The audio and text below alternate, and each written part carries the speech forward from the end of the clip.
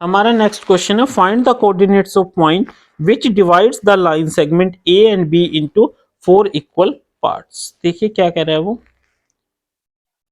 Suppose ये हमारा point A है और ये हमारा point B.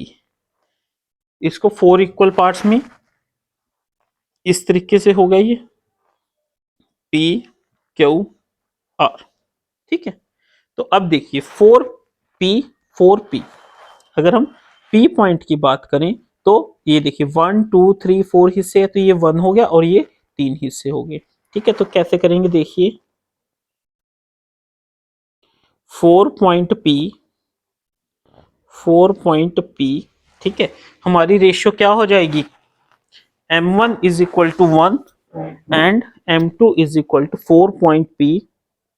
m1 is equal to 1, m2 is equal to 3। ठीक है, और ये हमारा x1 y1 है, ये हमारा x2 y2 है। ठीक है, तो p के कोऑर्डिनेट क्या निकलेंगे। ठीक है, हम फॉर्मूला लिख लेते हैं। सेक्शन फॉर्मूला क्या है m1x2 plus m2x1 divided by m1 plus m2। ठीक है, उसी तरीके से y क्या है m1y2 plus m2y1 divided by m1 plus m2। ठीक है, ये हमारा सेक्शन है। तो x क्या हो जाएगा देखिए m1 कितना है 1, x2 कितना है 2, m2 कितना है 3, x1 कितना है -2 divided by 1 plus 3। 2 minus 6 divided by 4 -2 by 4 equal to -1 by 2। x की वैल्यू क्या निकल के आई हमारी -1 बाय 2। क्या निकल के आई -1 बाय 2। ठीक है, उसके बाद हमारा नेक्स्ट क्या है sorry 2 minus 6 4 that is equal to -1। अब y क्या है m1 कितना है 1, y2 कितना है 8, m2 कितना है 3 और y1 कितना है 2।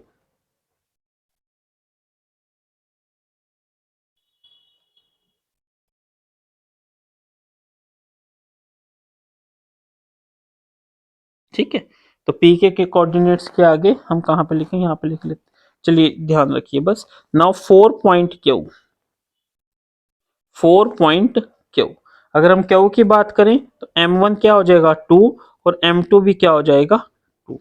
तो x क्या हो जाएगा m1 x2 कितना है 2 प्लस m2 x1।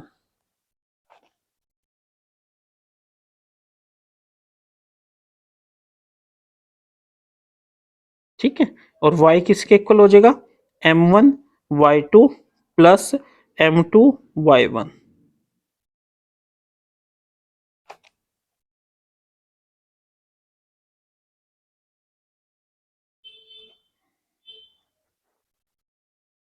ठीक है स्टूडेंट, समझ आया। 4 पॉइंट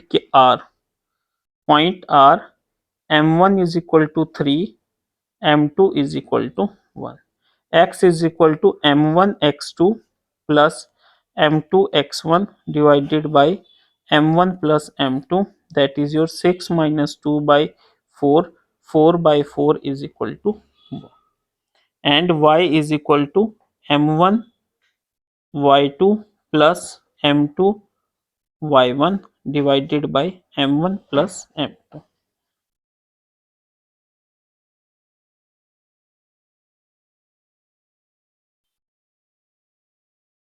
ठीक है स्टूडेंट्स, तो इस तरीके से हमारा ये क्वेश्चन हो गया। तो हमारे कोऑर्डिनेट्स क्या निकले, कोऑर्डिनेट्स आर पी के क्या कोऑर्डिनेट्स है -1 7/2, क्यू के क्या है 0 5 और आर के क्या है 1 13/2।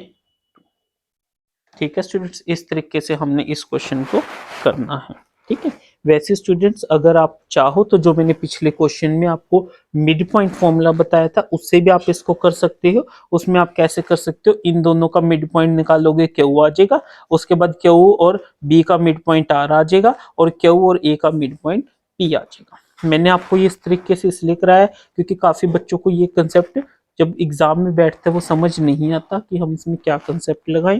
तो आप इसको इस तरीके से भी क्वेश्चन को कर सकते हो इन केस अगर आप कंफ्यूज हो जाओ कि आप उसको कैसे करोगे। दूसरा, अगर हमने इस तरीके से क्वेश्चन करा हमारी अच्छे से प्रैक्टिस भी हो जाती है। ठीक है स्टूडेंट्स, नेक्स्ट क्वेश्चन।